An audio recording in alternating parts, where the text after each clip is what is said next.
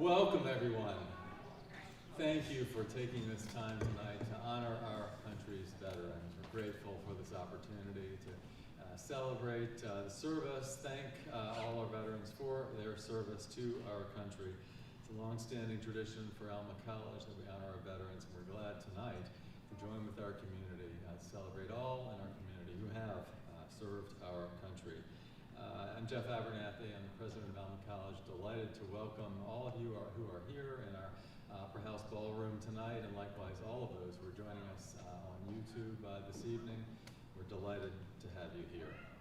I want to start by first asking our veterans to stand or to raise their hands so that we can acknowledge them. Our veterans, please, would you stand or raise your hands?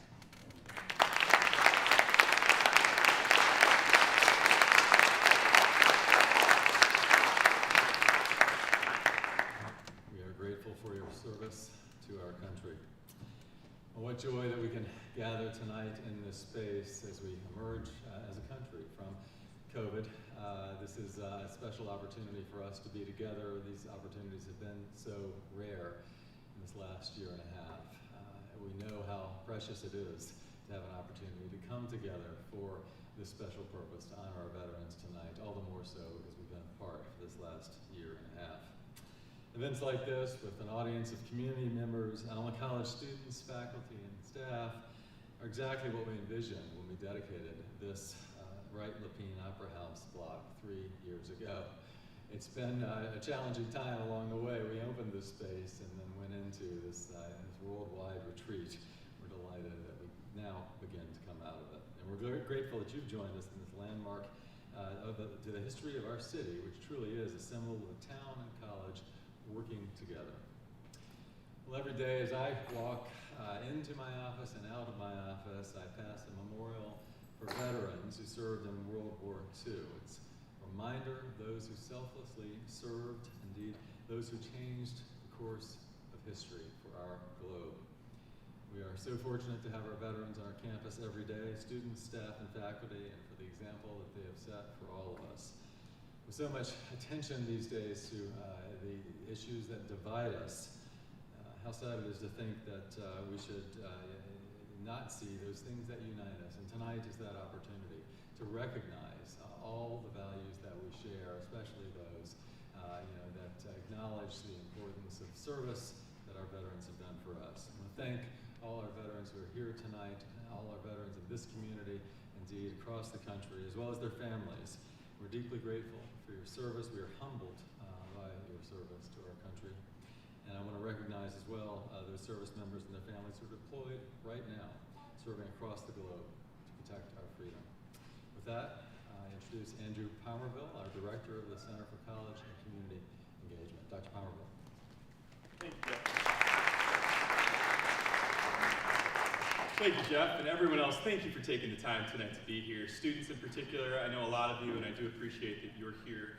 As we stop and give thanksgiving, as we ponder what it means to serve, and how we give back, whether that is in the military, serving as a teacher, healthcare professional, all of those who follow their vocational path to make our communities that much better. I'm going to focus a little bit here just to bring us in. We talk about Veterans Day an awful lot, and a moment when we stop. We thank all of those who are currently serving, but we also remember those who have served in the past. We do so on the 11th of November, and we remember that 11th hour on the 11th day of the 11th month that marked the end of World War I. We at Alma College have had students who have served in the Great War, also served in the Spanish-American War, World War II, the Korean conflict, Vietnam, who have served active duty in reserves, National Guard, every branch of the military during our more recent wars in Afghanistan and Iraq, and who have served in countless places around the globe, names that we know and names that we don't. There are so many that we have watched come through Alma College, and especially those who've been from Alma, the community, Gratiot County citizens, who found their way to Alma College and one way or another accepted that supreme challenge and call to serve. if you'll allow me, I'd like to highlight 3 in particular, just to set the stage from different times and different types of service that they offered.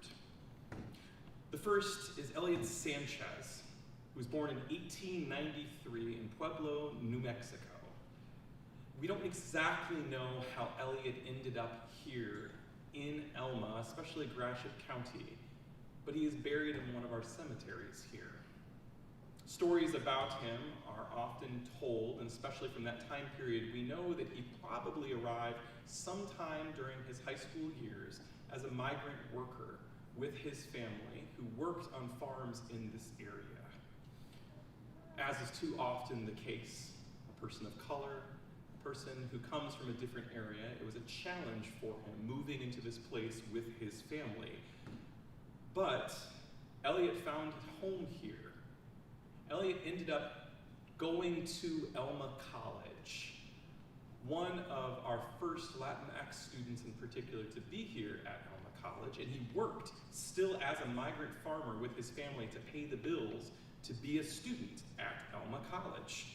He was in the Phi Phi Alpha Literary Society, which became one of our fraternities. At the time, it had 35 students, and while it says in our school newspaper he wasn't known for his great grades, he was an eloquent speaker, winning oratory competitions on campus, and was seen as a leader. He was an athlete who competed in multiple sports while he was here, and he was known as one that people looked up to. In 1917, he left Alma College with the hope of becoming a candidate as an officer in the Army. Because of his background as a Latinx citizen of our country, he was denied the opportunity to be an officer. And yet, he served and went in then as an enlisted man. He was one of many Alma College students who went off in World War I, and we have our students who are here today. It is hard for me to truly understand and comprehend looking around at all of you young men and young women and picturing 10%, 20%, 50% of you leaving and heading off into the unknown because of the sense of call to service. He went and worked serving in the military and was in training at Camp Dix when unfortunately he died in a drowning accident before he was deployed overseas. Instead of returning to his family in New Mexico, per his wishes, as told by the Alma College newspaper at the time, Sanchez had always desired to be buried back in Alma, where he was accepted, where he was loved, and where his peers became his family. Similarly, another local person who started here in Alma and ended up at the college, Frank Knox maybe has a little bit more name recognition for us.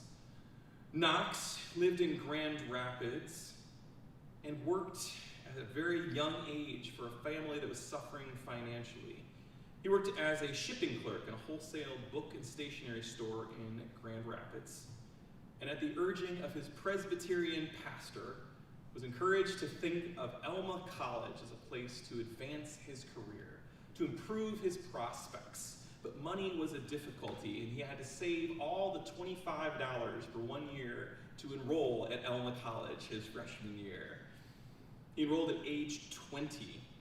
He spaded the gardens here for Ami Wright when he was a student. He lived on about $200 a year, $30 for tuition and the rest for his living expenses. He painted signs and he waited tables here in downtown Alma. During his junior year, Alma completed their new gymnasium, and he was the first physical director for the gymnasium, earning the whopping salary of $5 a week. $3.25 of that went to meals and housing. So students understand it was always difficult to pay for housing and meals as a college student. He spent his 4 years here and didn't just work and study, but he was an active member in student athletics, participating on the football team, the basketball team, the track team, and in Greek life. He was active in establishing the Zeta Sigma fraternity into what it turned into, and was president of the Athletic Association. More than all of this, he volunteered to serve and enlisted in Theodore Roosevelt's Rough Riders shortly before his own graduation. He pedaled 120 miles from Alma on his bike in order to enlist and then go serve. Fought in many battles during the Spanish-American War and lived through many close encounters. He went on proudly to serve in World War I, ran for vice president in 1936, and later served as the Secretary of the Navy during World War II until he died unexpectedly of a heart attack in 1944. And Alma was close to his heart. He was one of you students. He was a member of this community. He was a waiter at what was the main cafe or the equivalent of it. And he answered the call. And finally, a bit more personal for me, my wife, who is here tonight, our first date while we were college students here at Alma College was on September 11th, 2001. And as we sat in my fraternity house with my fraternity brothers wondering what this means for the world, two of my fraternity brothers immediately changed their path and decided, no, I'm not going to be an accountant, I'm not going to be a teacher. And as soon as they graduated, they became officers both in the Army. One of those young men went off to serve multiple tours as a pilot. Another in the Army Rangers, a dear friend that I am still happy to call a brother, that I officiated his wedding. And he went not because of this overwhelming sense that someone was telling him he had to, or feeling as though this is what was needed at the time in order to satisfy some sort of ambition from his parents or from his fraternity brothers or even his professors. Both of these two young men went and served, and didn't publicize it to the rest of us even. They felt a call. Both went on to serve careers in the military, and I'm proud to say that both are still serving. But Mike Porter in particular, I'll point out to now, serves in the reserves, and he is also a Secret Service agent to our president. He was a guy who sat there in the fraternity house watching the Twin Towers burn. His whole identity changed in that moment. None of us know where we will go and why we will go to a place, but I hope all of us find a sense of meaning. And my goodness, veterans in particular, we are so very, very thankful that you felt a call, that you answered, and that in your service we have the opportunity to celebrate that we are still here, that we have beautiful spaces like this, that we have freedom to raise our children, to fall in love, to have the jobs that we're called to do. And we're so very, very thankful to be here tonight. Those are only a few of our veterans. There are so many who have served at Alma College, and we are so very, very thankful for all of them. The connection of Alma to the community, however, has been strong and continues to be. This town-gown blending is meant to be there. And very, very appropriately tonight, I am delighted to invite a member of our community. He might not be as famous as a Secretary of the Navy, and he might not have fought with the Rife Riders, but Caden Harper Smith is a 10-year-old in Mrs. Stevens' 4th grade class at Pine Avenue Elementary. He lives here in Alma with his parents, Gina and Bill, his 3-year-old brother, Bastian, 1-year-old sister, Aris. He likes to play football. He's an experienced wide receiver and a running back, and I'm going to point out, Caden, this is for you. I mentioned that you are one of our speakers tonight, and I am so very pleased that James Meeks is here as our keynote, but Caden, you actually attracted the Alma College football team when they found out that you were a football player. And so I don't know if you can tell the muscular young men who are sitting in the back. Football players, do you mind waving? Caden, they are here for you. I'd love to say they're here for me or for James or President Abernathy, but they know what it's like to be a 10-year-old playing on a football team. They know what it's like to have to stand up in front of people and do the things that are difficult, and to also speak and be a leader. And so, if you get nervous, and any of us do, look at the smiling faces of those young men who are in the back, and they are here for you. Caden, I'd love to invite you to kick off our program tonight and offer your speech that you wrote in class. Everyone, please give a warm welcome for Caden.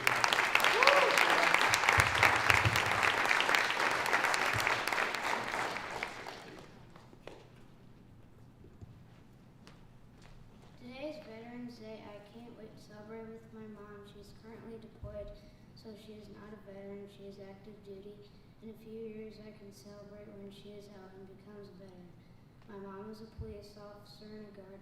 She is also senior NCO of the year. I get to talk to her every 2 nights about she is deployed in Doha, Qatar. She is going to Bentwaters, England. She's visiting me in September. Then she's going to England, and I get to go to England too for about a year. I'm going to school on base. She's in Doha to protect our Constitution.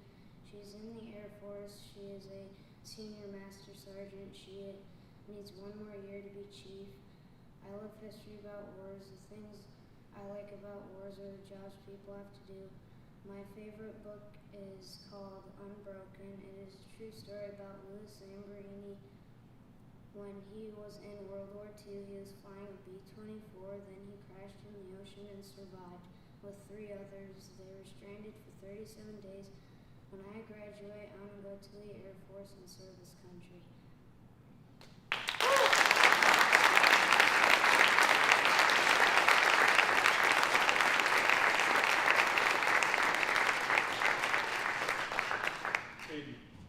Great job. And I know you don't know this, but I'm going to put you on the spot. But the football players do have a nice gift for you, and I thought it would be okay if you don't mind receiving it up here. You are a wide receiver, so hopefully you can catch this as well. But guys, do you mind coming up here on the side of there? Okay, you can stand over there so everybody can see you then too.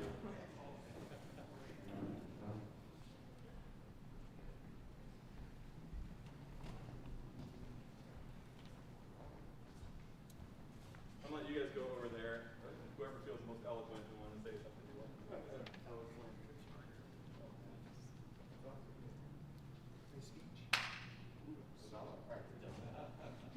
Take a picture?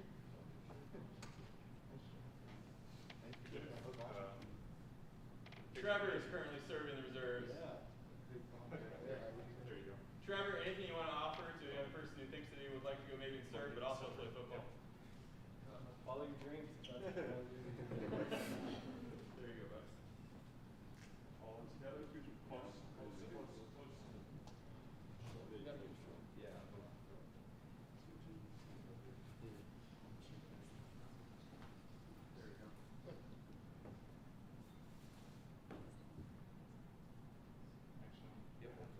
Thank you, Kate. Thank you.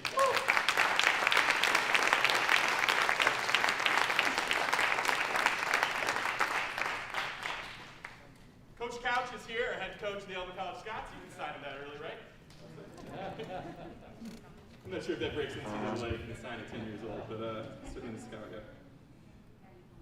Alma College strives to be not just a college for the students who are here, but our goal is to be the community. And for our students to think of that when they come here, that they are citizens of Alma, of Gratiot County, that meaningful that they're here. And ideally, Caden, I hope you get to know some of these young men. I hope afterwards they're going to stick around and chat with you for a little bit. They've all come from all over the place. Some of them are local, some are from far away. They're playing a sport that they love, serving in the military, at least Trevor there. And they are learning and following their call of who they are asked to be and what their vocation is supposed to be. And I think that's what all of us are looking for right now. So thank you again, and Caden, again, marvelous job. Folks, one more round of applause if you don't mind.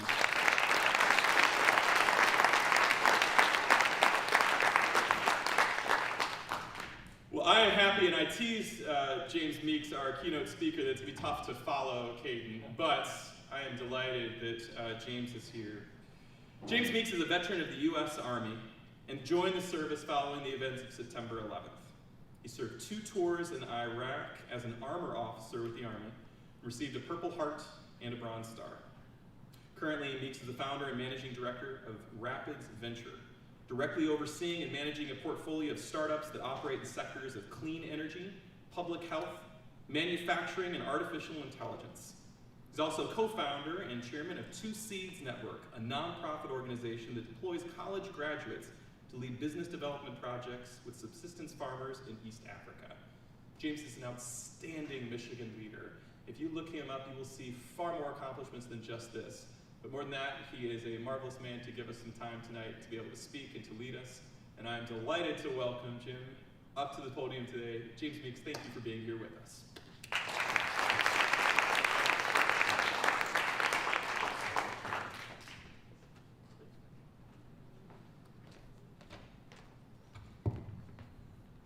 Thank thank you, Dr. Palmerville, and thank you, President Abernathy, for this wonderful opportunity to be here in Scotland, USA. I mean, Alma, Michigan, but I realized that I was coming to the wrong location before I came into your town tonight. You all know President Abernathy as a very dedicated servant to this college and to this town. I also know him as an incredible servant to the sister colleges in the Michigan College Alliance, where his leadership has been extraordinary, not just looking at the best interests of Alma College, but all of the small liberal arts education that we have in this great state of Michigan. Tonight also I would like to thank Caden's mother. I hope you all get a sense of what the cost of service can be and how hard it would be to be away from such a wonderful young man for such a long period of time in order to deploy and defend our country. There are many, many Cadens throughout this country tonight and for the last several years whose mothers and fathers are far away on a night like this, who are thinking only of two things: how to get back to their children as quickly as possible while serving on behalf of their brothers and sisters in arms, on behalf of this great country. And that brings me to the title of my talk tonight, which is Service in Uncertain Times. So I think I have to give you my definition of what I think service means. When I observe service, I think that it is the external manifestation of an internal sense of gratitude. It's the external act of someone who is grateful for something. We in this room, I think, are grateful for many things, but there's actually a place that unites those of you who love Alma College and me as a citizen of Grand Rapids, Michigan. And insofar as you love your college and I love my right to vote, I am mentioning a little parish called Westminster Presbyterian Church, which is on the corner of Lyon and Division Avenue. I don't know if any of you have been there, but I get to walk by that beautiful steeple every day on my way to work in downtown Grand Rapids. And apparently it was over 130 years ago that members of the Michigan Synod of the Presbyterian Church decided to found a college in the intellectual and moral tradition of Scotland's mother church, and to appropriately name that college after the town that would host them.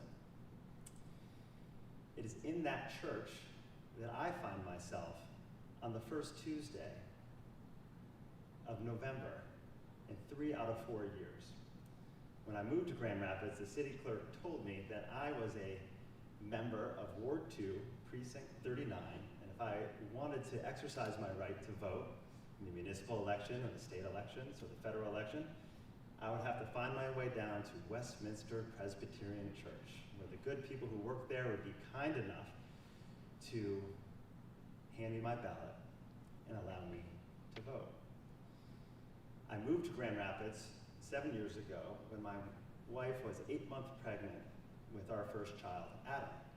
And by the time Adam was born, November rolled around, and as a newborn, I was able to carry him in the basket that comes in the car seat with me to Westminster Church on that Tuesday to vote in an election. Every election since, I have brought Adam. Once in the bucket, then in my arms, then he would escape my arms and crawl through and cause troubles for everyone else just trying to vote. And then he could walk and run. Now he's trying to tell me how to vote, and he's very precocious at the age of 7. But someday, a decade from now, he will be able to vote. And my goal is that he will never take for granted the opportunity to vote. I remember probably the most amazing day of my life in 2005 was an election that I was not allowed to vote in, but had my small role in assisting. And that was when the Iraqi population had the opportunity to vote for their constitutional referendum. Now, if any of us have gripes about long lines at ballot boxes here in America, the Iraqis had a much more difficult job of trying to get to their ballot box, largely because my role was to make sure that no violence occurred during that day. There were reports that anti-Iraq forces and Al-Qaeda in Iraq was intended to disrupt this election with suicide bombings and attack on the polling places. And so we set up our perimeter, and no one was allowed to drive. During that day, I think not one automobile started in the entire country of Iraq.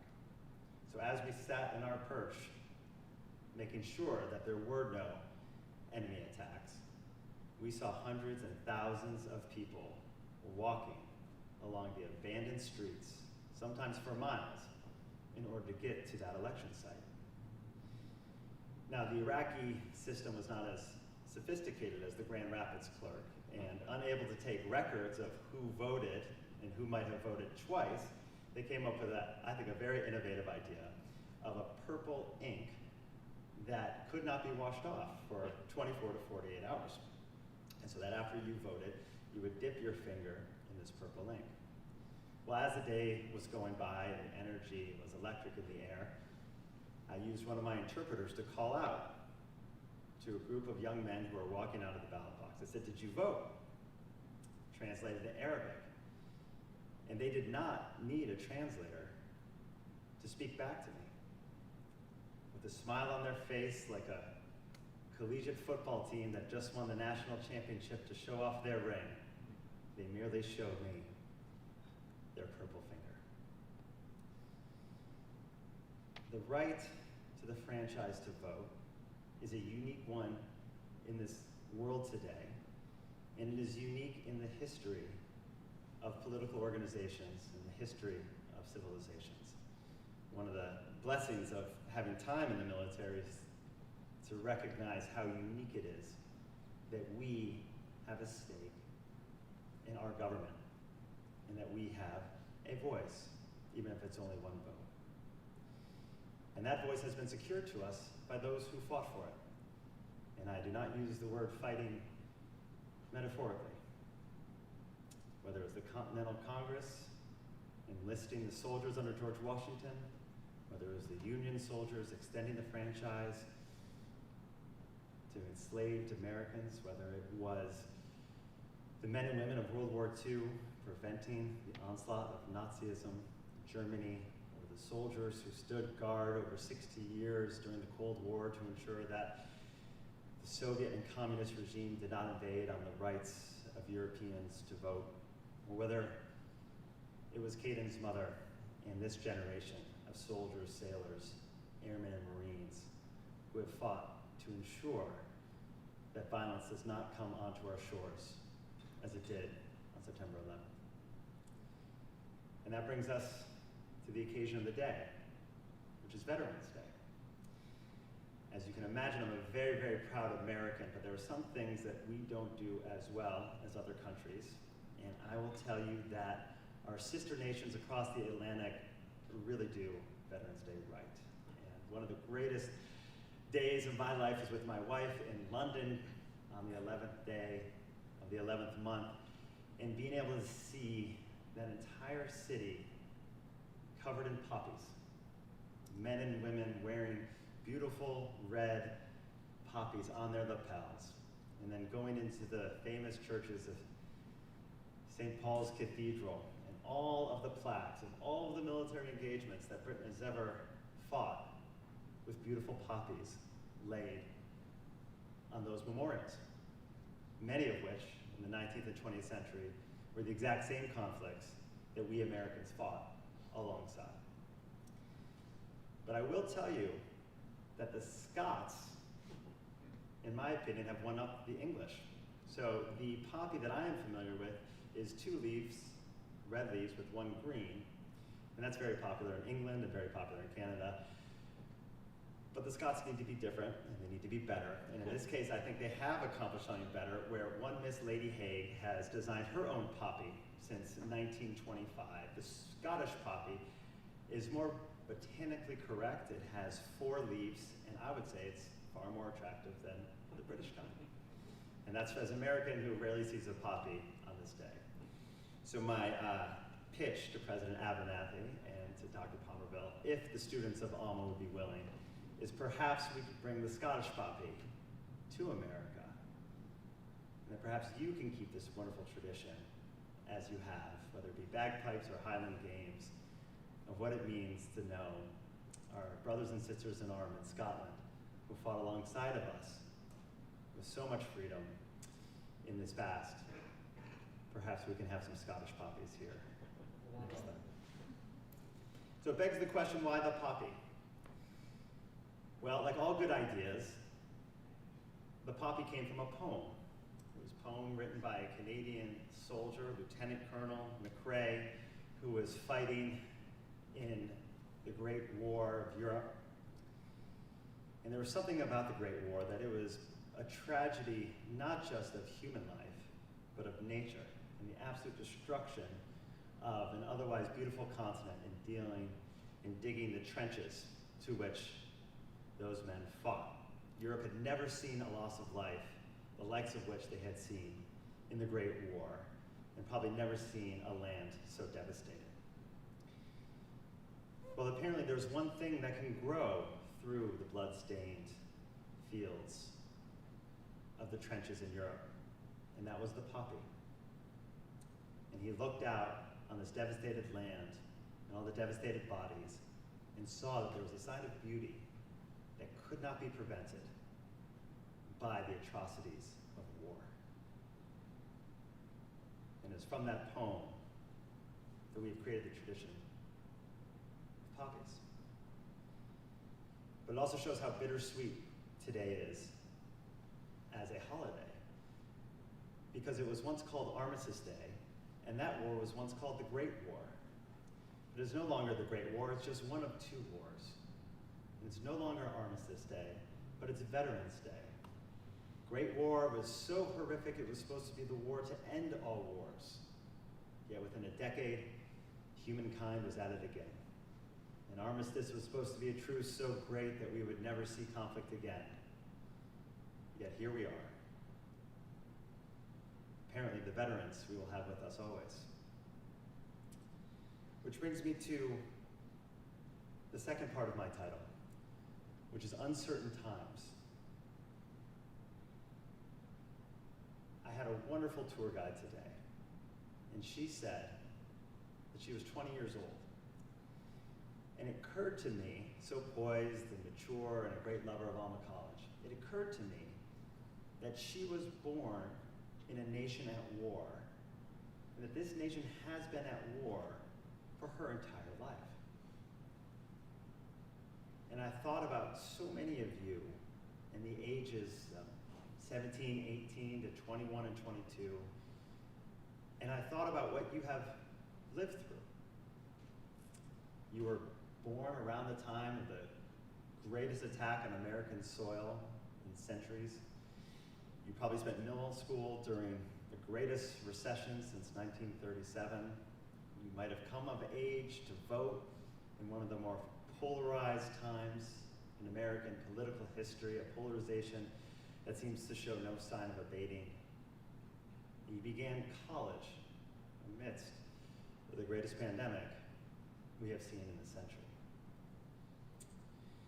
I was thinking about Dr. Palmerville and I, our contemporaries, and we started college in 1997. Do any of you know what happened in 1997? Nothing. Absolutely nothing. It was the most boring and complacent of times. The economy was fine, the Cold War had been won, everything was delightful. The only thing we had to worry about was getting caught by our prefects at the wrong party or failing out of freshman expository class. This was the metaphysical problem of our time. And that was how we were raised, and that was what we thought was normal. Those are certain times. But I will say to you that certain times can create complacency. And complacency, in many ways, was the mark of our childhood. I had a great opportunity when I was at college to be an editor of the Harvard International Review. And we had an opportunity to have symposiums and interview great statesmen and stateswomen from across the world. And we had, in 1998, a symposium on terrorism. And I argued unsuccessfully in the editorial room that terrorism was a terribly boring concept, irrelevant to America, maybe an issue for Northern Ireland or the Basque Country, parts of the Middle East, but just not of concern to the United States. I lost that argument. Fortunately, the magazine was published. And I edited an interview of one of our staff writers with a woman named Benazir Bhutto, who was the former Prime Minister of Pakistan. And she said one thing in this interview: you Americans are very comfortable. You don't know what's coming for you. You should take this man, Osama bin Laden, more seriously than you do. And 2 years later, no one was going to make that mistake again. The two towers came down. I was at the same age as Dr. Pomerville. And I got through my senior year and I enlisted. The times were no longer certain. It was the beginning of the uncertain times. And that journey took me in places that I never thought I would go. I thought our fight was Afghanistan. I thought our battle was against those who attacked American soil. And then I was told that the battle was against Iraq and against Saddam Hussein. And then I was told it was no longer against Saddam Hussein, it was about building democracy in the Middle East. But the entire time, all I could do was salute. There was a question when I joined: do you believe in this political administration? Do you believe in this war? And I said, it does not matter. I believe in this country. I believe in the men and women who are going to fight for this country. And I am grateful. I'm grateful for the country that reared me, and this was my call. And my call took me to Fort Benning, Georgia, and Fort Knox, Kentucky, where I became an officer and a tank commander, and I deployed to Iraq. And I only lasted 6 weeks, not a very good showing. I was taking a convoy on a road that was ironically called Route Michigan at the time, between Ramadi and Fallujah, and it was the most heavily attacked road in Iraq at that moment. I witnessed 5 improvised explosive devices detonated, and the 6th one got me. I was riding in a 5-ton truck, the slowest, the biggest target on the road that had no armor, and I was evacuated along with 7 of the 30 detainees who were in the back of my truck. The Iraqi soldiers who wanted to get American may or may not have realized that they were also wounding their own brethren. I was shipped out very quickly to a forward operating base where a surgeon came to treat me, and I was lying on a cot, and next to me was one of my detainees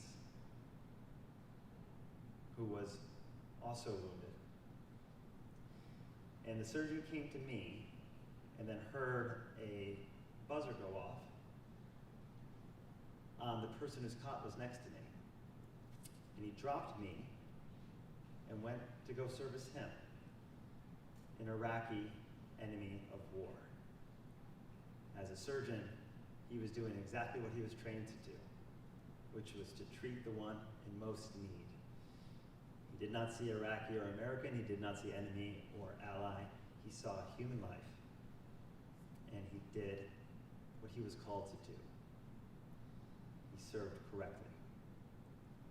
No matter what happens in this country, I hope to remind all of you that we are a nation full of beautiful people who, when challenged, can do the most beautiful things. I returned to the United States, where I recovered from my wounds that frankly looked far worse at the time than they turned out to be. 6 months of recovery, I had to figure out whether I would go back. But it was a very short debate when I looked at my fellow soldiers who had been wounded far more disastrously than I. When they went back, I had no choice but to go back with them. I spent another year, and that was the wonderful year in which I got to witness the constitutional referendum. And we fought hard in many different engagements. And when we came back, democracy began to backslide in Iraq, and there was a great sense of among many of our veterans who had fought over there. And I called up my battalion commander, a man who just texted me today, wishing me Veterans Day, and I said, Oscar, what did we do over there? What did we accomplish? He said, I don't know. But what I do know is that we did the best with what we had. What he did know is that we served. And that we expressed the gratitude that we had for this country in the best way we could. And that brings me to change the title of my speech.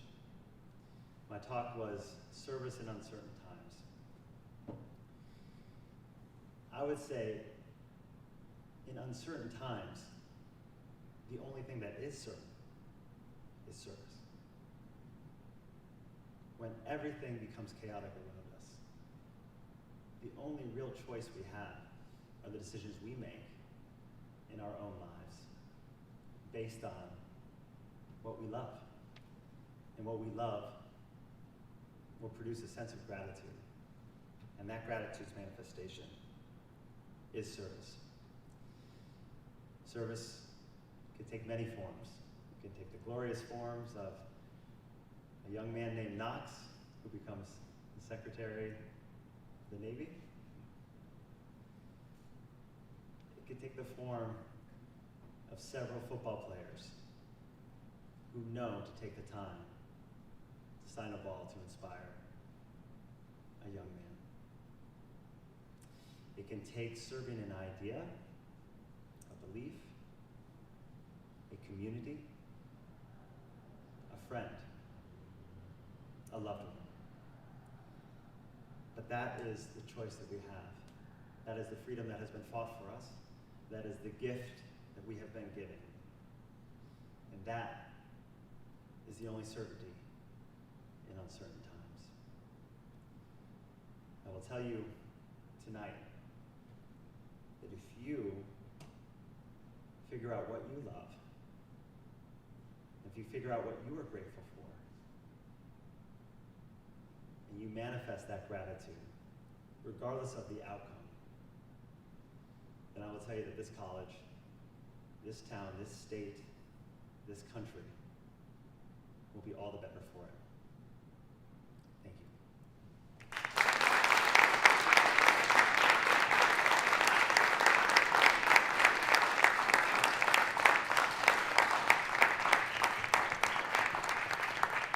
Okay, I see President Abernathy has the microphone right there. We have time still for some questions as promised.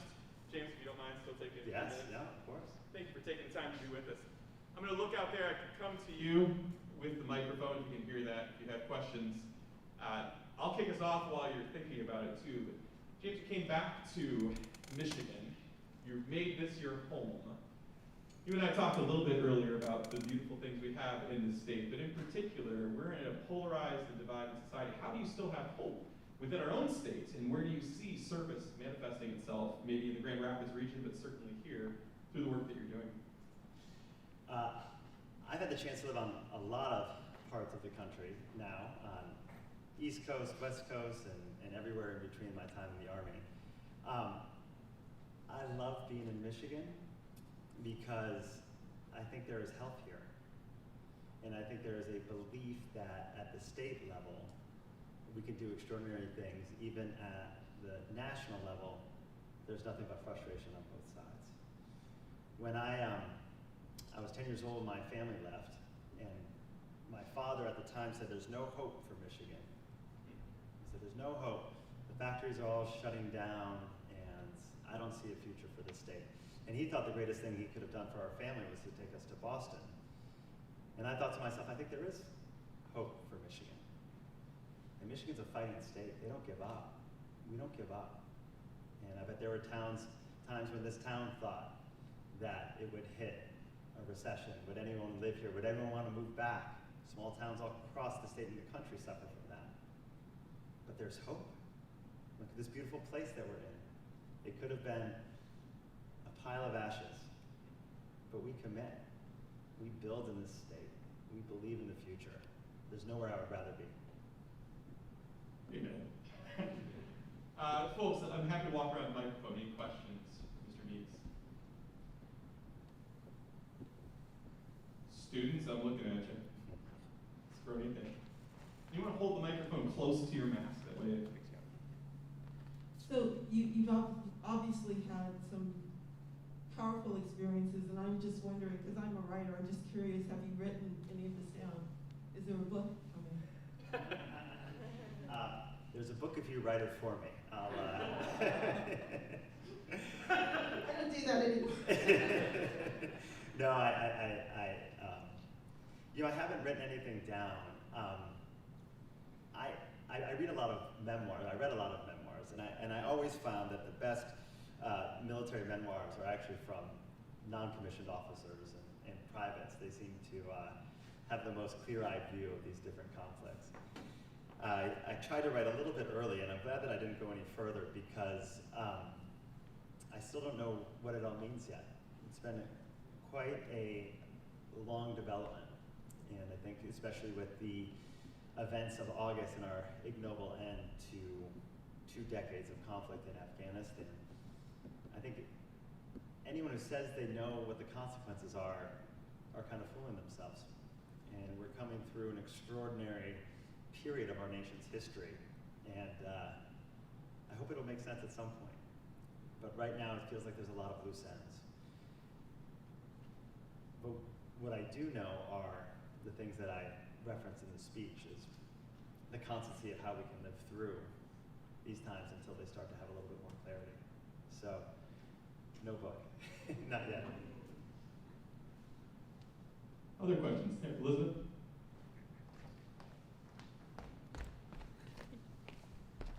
Hello. You definitely touched on something that I think is very important, is this generational divide, specifically with the millennial generation, Generation Z, and Generation Alpha, who have grown up and were shaped a lot by these uncertain times.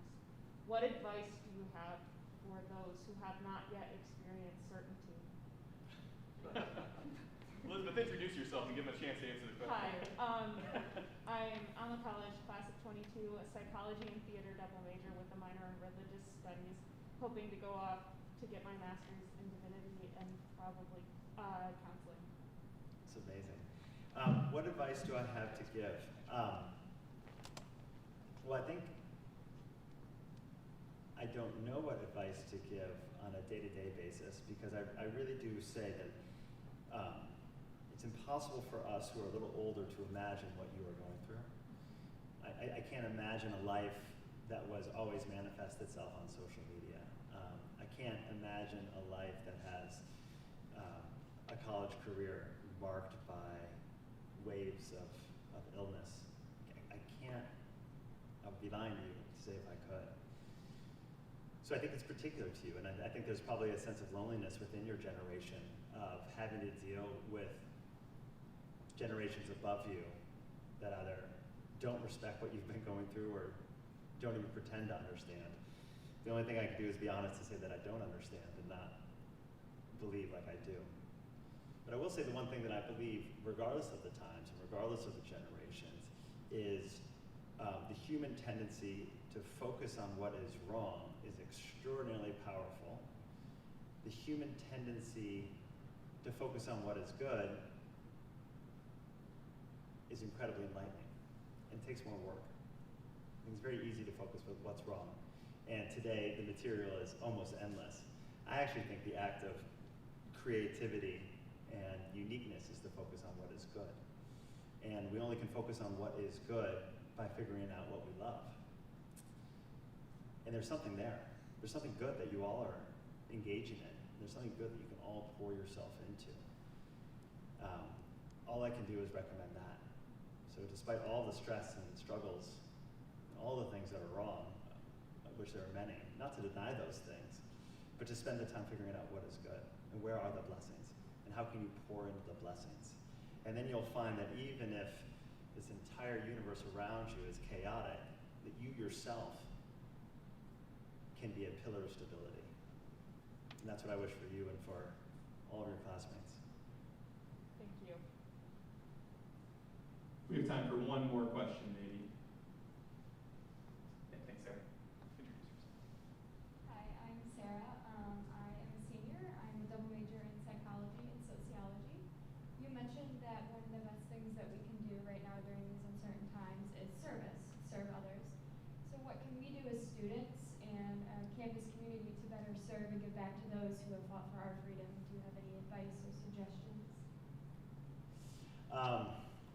do to give back to those who fought?